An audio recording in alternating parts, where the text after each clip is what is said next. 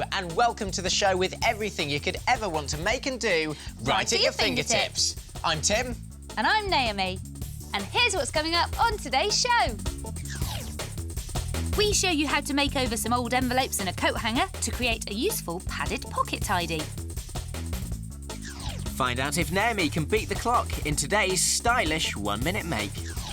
And find out how you can have a smashing time creating the fun fingertips game of Demolition Derby. And for details of lots of great fingertips makes, you can check out our website, address at the end of the show. But first, the fingertips helping hand. It looks great, it's easy to make, and it's a useful place to store all your bits and pieces.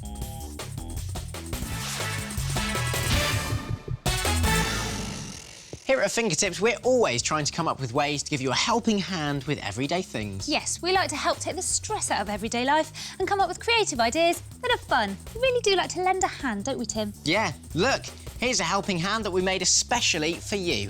A Fingertips helping hand, designed to hold on to things and keep them safe so you don't lose them. It's helpful, isn't it? And it's really easy to make. We give this helping hand a Fingertips difficulty rating of 2. Easy, when you know how. First, you need to get yourself a rubber glove like this. You need to check that it doesn't have any holes in it, and you can do this by blowing some air into it or filling it with water. The main ingredient you need is this, plaster of Paris, and you can get it from craft shops or large chemists. Make sure you follow the instructions on the back of the packet carefully. Put the powder into an old mixing bowl or measuring jug like this, and now it's time to add the water. Pour it in carefully. And then you simply need to begin to stir.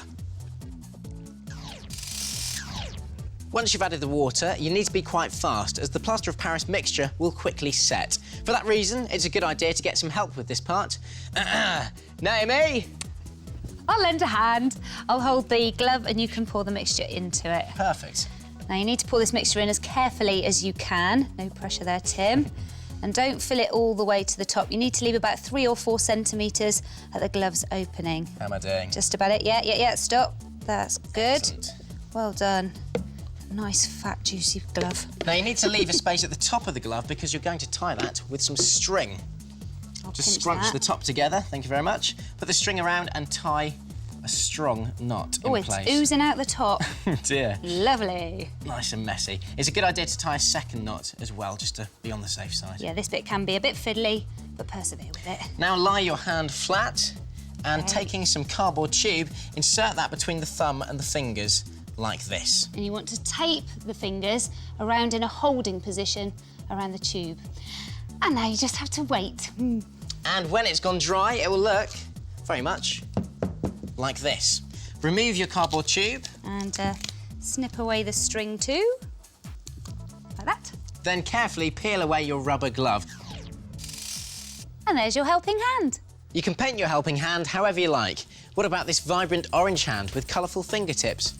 Now just use your helping hand to keep something safe, like this mobile phone. In fact, you can make as many helping hands to make life that little bit easier for you. How about this glamorous hand with gorgeous fingernails? Perfect to help hold your jewellery. Or this glittered hand, that's great at holding keys. Or how about a werewolf hand that wants to help me look after my mug? So why not help yourself? With a Fingertips helping hand.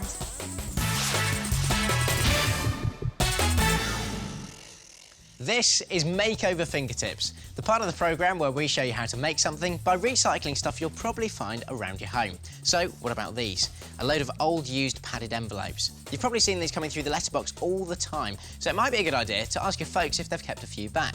Now, normally, these are destined for the bin, but with a little bit of Fingertips know-how, I'm going to show you how to transform these into one of these, a Fingertips padded pocket tidy. Now, they're great for storing all your bits and bobs and for jazzing up a boring old wall or door. And if you want to make one, here's what you'll need. Some old padded envelopes, an old plastic hanger, various scraps, and some paints. And we give the padded pocket tidy a Fingertips difficulty rating of 1. So why not start collecting those envelopes and get decorating? Take a few padded pockets, peel back the adhesive strips and stick the bottom of each pocket to the sealable flap of the other. You can use as many of these as you like, and the great thing is they come in all shapes and sizes. And don't worry if you're recycling old padded pockets, as you can always join them together with strong glue instead. When that's all done, you should have a string of them all joined together like this. They look pretty boring at the moment, so it's now time to brighten them up with some paint. I'm starting with dark blue acrylic paint, as it covers these envelopes really well and makes a nice protective coat. When you've painted all of them, you'll have something that looks like this. Now you need to decorate the face of the envelopes. We're going to write Tim, but you can do whatever you like. To do this, simply draw some letters on fun foam. Permanent pens work well for this, and if you're worried about drawing directly on the fun foam, you can always make a template out of some scrap card. There you go, T. Carefully cut this and all your other letters out with scissors. And there they are, T-I-M. Now you can leave your letters plain, or why not decorate them however you like. Here's a tennis theme for the T, made from fabric scraps. An old dishcloth has been used to jazz up the I. What about this sparkly magical theme for the M? Very showbiz. Now all you need to do is stick these letters to the painted envelopes. The T at the top, just adjust as you go. The I in the middle, again press it down well. And the M at the bottom. Great, isn't it? Now all you need to do is attach an old coat hanger to the top padded pocket by folding over the flap and sticking it with strong glue. And when it's finished, it will look like this. It's great, isn't it? And I've even wound some glittery pipe cleaners around the top on the hanger. And as ever, there are all sorts of different designs that you can try. Take a look at this girly padded pocket, complete with jewels and feathers. Or Safari So Goody, this safari-inspired padded pocket. And of course, you don't have to do your entire name. You could just use your initials or somebody else's. Great, aren't they? So why not recycle some old envelopes and make your very own fingertips padded pocket tidy?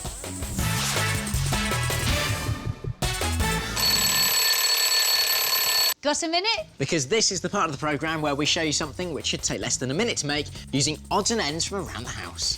Today it's my turn to make. And it's my turn to time. And this is all I need. Not very much stuff at all. Not much at all. Now, we're not going to tell you what it is, so see if you can work it out along the way. Are you ready? Yeah, just limbering up, ready to suck it to you. Is that a pathetic attempt at a clue? Oh, just leave me alone. And that'll be another one. Right. 3, 2, 1, go! Right, start with an old sock and a pair of scissors and carefully snip off the toes. Like that, taking care of the scissors. There we are. Definitely ask the sock owner first. Yeah, definitely. And then snip off the heel as well, because you need a sort of tube shape. 15 seconds gone. Like that, move those bits out of the way. Right, now put your hand inside, open out so that the hole is on the top. Then take a piece of black felt. 25 seconds gone. Run a thin line of glue around the edge here. 30 seconds. Like that. And stick that to cover the hole. This is going to be all right, I think, she says. Bit of optimism. Keep my mouth shut. And then 3 little blobs. 20 seconds to go. 2, 3. And stick on 3 little pom-poms, like that. 50 seconds. Bit of a gluey gun and stop the clock. 8. Oh, you did that quite easily. 52 seconds. Fantastic. Not bad at all, but what is it? Well, when it's dry, if I slip it over my arm, you'll see it's a fabulous fingertips sock arm warmer. They're the height of fashion at the moment, and you can get them up and down the high street in all trendy shops at a price. Do you know what? They're pretty neat. I think my sister would love one of those. Wouldn't any girl about town? And we've made some more. That one is for you. Pop that one on. Very cool one with a skull and crossbones on the front on a red background. Yeah, I like that. Or how about this purple fluffy one? And we've added some pink hearts, ribbons and beads to that. Or one of my favourites, this yellow one. And that one is covered with the fingertips hand. Looks like I'm going to have to raid my own sock drawer to make my very own fingertips sock arm warmers. In under a minute.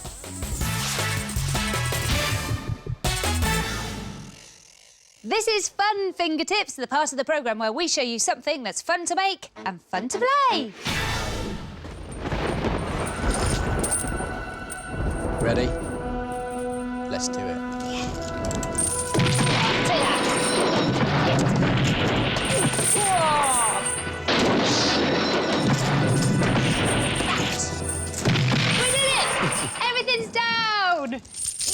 Yeah, who won, though? Oh, I don't know. What we're supposed to do, Mr Dixon, is take it in turns to swing the all-powerful demolition ball and knock over as many decrepit buildings as possible. Ah, I get it. And then as you knock them over, you reveal point scores on their bases. That's it. And keep a tally of the scores as you play, unlike us, so you can find out who is the best destroyer. And we give Demolition Derby a fingertips difficulty rating of 2. Simple. If you dare. Right, first. Let's get building. Recycle some empty, cleaned out juice or milk cartons or other empty food boxes for your buildings. Now you need to carefully pour some sand into each one. Use a funnel to help you. And the great thing is a lot of these cartons have these spout things that makes the job a whole lot easier. Now the idea is to pour different amounts of sand into each one so they all weigh different amounts. This means some of your buildings will be harder to knock over than others. Just let that drain through. And when you've done this, you can tape the carton or box closed or just screw the lid back on. Now you need a minimum of 8 buildings to play a good game, but you can always do more. To make your buildings look really tatty and tired, it's a good idea to papier-mâché over the outside of them, using some of this PVA glue and strips of kitchen roll. Simply paint on some of the glue all over the front of your building, and then just lay some of the kitchen roll over the top. Now, a really good tip is to take some of your kitchen roll and literally dunk it into the glue. Get it all covered, then pull it out and squeeze out some of the excess glue. Then, simply press these clumps onto the front of your building like this. And when they're dry, they'll look just like shoddy brickwork and vines, which are infesting an old ruin. And don't be neat, for goodness sake. Have fun with it. In fact, the messier the better. Once you've done one layer of paper mache and added all your pulp detailing, you can draw on your building designs to get something like these. You can even stick a chimney on the top.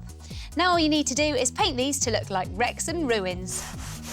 Just add whatever details you like. Again, no need to be neat. In fact, the quicker you slap on the paint, the better they'll look. Don't they look brilliant? Well, look a bit rough actually, but then that's the whole idea.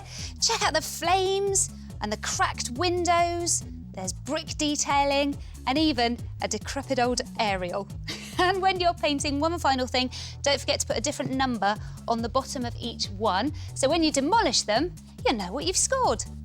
That's the buildings taken care of, and of course you can make as many of those as you like. Now it's time for the ball and chain, and believe it or not, it's very straightforward to make. Get yourself an old tennis ball and tape the ends of some plastic chain to either side. You could alternatively use some old rope. Then you need to papier-mâché all over the top of the ball and these 2 joins, and then let it dry and paint it black. And you'll end up with something a bit more like this. Looks awesome, doesn't it? And now you're ready to play the game. All set? Yeah. Whoa. Oh, get over. Yeah. Go on, give it a go. Yeah, who thought demolishing buildings could be this much fun?